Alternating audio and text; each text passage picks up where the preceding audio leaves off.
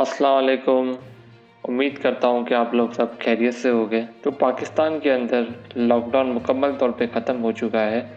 अब कोई ज़बानी लॉकडाउन रह गया है, क्योंकि आपने देखा होगा कि जब से लॉकडाउन में नरमी का फ़ैसला हुआ है, इसके बाद से अवामों की तादाद जो है वो बहुत ज़्यादा बढ़ चुकी है और लाखों की तादाद में लोग बाज़ारों का और जो चीज़ें ख़रीदने की होती है बाज़ार से या इसके अलावा मार्केट्स का रुख कर रहे हैं। और ये चीज़ दिखा रही है कि यहाँ की आवाम जो है, स्पेशली हमारी आवाम, वो सीरियस नहीं है इस मामले में कि अब हम लोग कुछ ना कुछ इस वायरस से बच सके।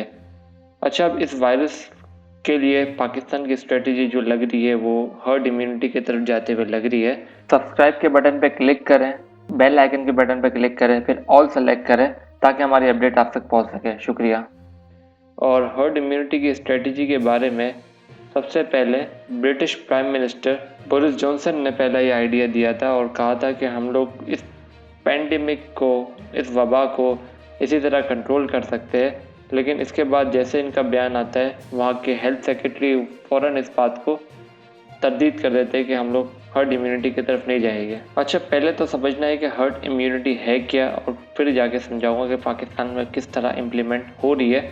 भले पाकिस्तान की पॉलिसी ना हो, लेकिन ये हो जाएगी। अच्छा, हर्ड इम्यूनिटी ऐसा है कि एक पॉपुलेशन का हिस्सा होता है जो इन्फेक्शन डिजीज़ से लड़कर अपने अंदर एंटीबॉडीज़ बना लेता है।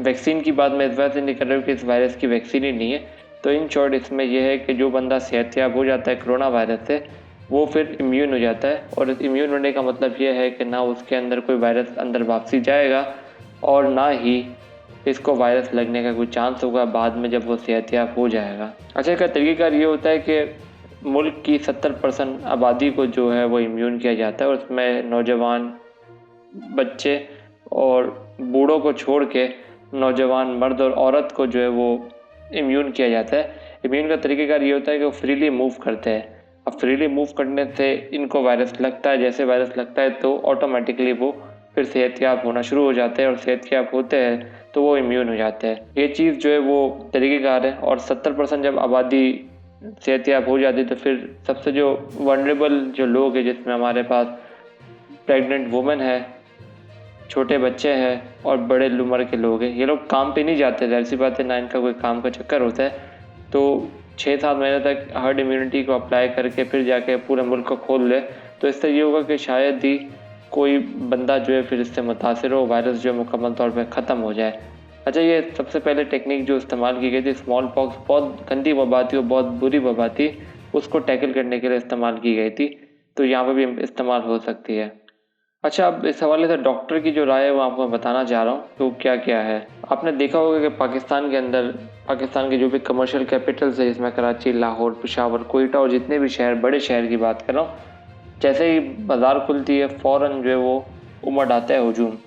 और छोटे बच्चे भी लेके औरतें आ रही होती है, और वहाँ पर ना वो मास्क पहनी हुई होती, ना कुछ पहना हुआ होता है, तो सेफ्टी प्रिकॉशन नहीं की हुई होती। तो अब आपने देखा होगा कि पाकिस्तान के अंदर केसेस की तादाद में इजाफा हुआ है। आपने देखा होगा कि कल की तादाद में बता रहा हूँ कि 2,500 के करीब केसेस आए नए किस्म के, और अगर यही चलता रहा तो मामला हर्ड इम्यूनिटी की तरफ जाएगा। किस तरह जा रहे हैं मैं आपको बताता हूँ आगे। अच्छा, अब मिसाल उधर पे कि मार्केट के अंदर एक बंदे को कोरोना वायरस है और वो फिर बोलता भी है, आप बात करते हो उसके साथ, तो ऑटोमेटिकली आपके अंदर भी जाएगा। और उसका तरीक़ाकार ही फैलने का ये, अब आपके अंदर जाएगा तो या तो आप बीमार पड़ जाओगे, बीमार नहीं पड़ोगे तो आप दूसरों को बीमार करोगे। क्योंकि आसान हल यही होता है कि आपको जब आप के अंदर सिम्टम्स नहीं है इस वायरस के, तो फिर आपको पता ही नहीं चलता कि आपको किसी चीज़ की ज़रूरत है।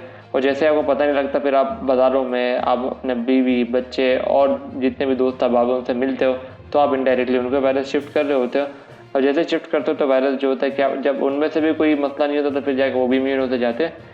और वायरस की जो मोर्टेलिटी रेट जो अभी आपने देखा होगा, मैंने जब चेक करना शुरू किया था 78% था डेथ रेट, और रिकवर का रेट 78% था, डेथ रेट जो था वो अराउंड 22% था। लेकिन ये दिन ब दिन बढ़ता जा रहा है, अभी तक 85 आया हुआ है। 85% और 15% डेथ रेट टोटल बता रहा हूँ पूरे दुनिया का। तो यानी कि इसका जो फर्टिलिटी रेट है वो कम से कम 1% तक रहेगा, इससे कम ही जाएगा। तो अब तरीक़ेकार ये है कि अभी हर्ड इम्यूनिटी जो है वो अच्छा तरीक़ेकार हो, यहाँ तक कि हमारी आवाम जो सीरियस नहीं है इस बारे में। जब आवाम सीरियस नहीं है तो फिर इस मामले में क्यों हमें कोई खुद के तौर पे कोशिश करनी चाहिए कि नहीं नहीं आप जो है वो कोरोना वायरस के खिलाफ खड़े हो जाए, मास्क पहने, ये करे वो करे, बचे हरकती। तो ये फिर फजूल है ना। जब आवाम इस बात पर रेडी नहीं है तो हुकूमत किस तरह इन सब चीज़ों को मनाएगी।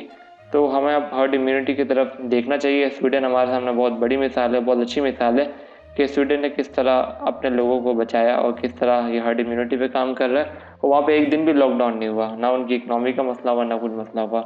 तो उम्मीद करता हूँ कि आपको एनालिसिस अच्छा लगा होगा और वीडियो को लाइक ज़रूर कीजिएगा। अल्लाह ताला आपको खुश रखे, आमीन।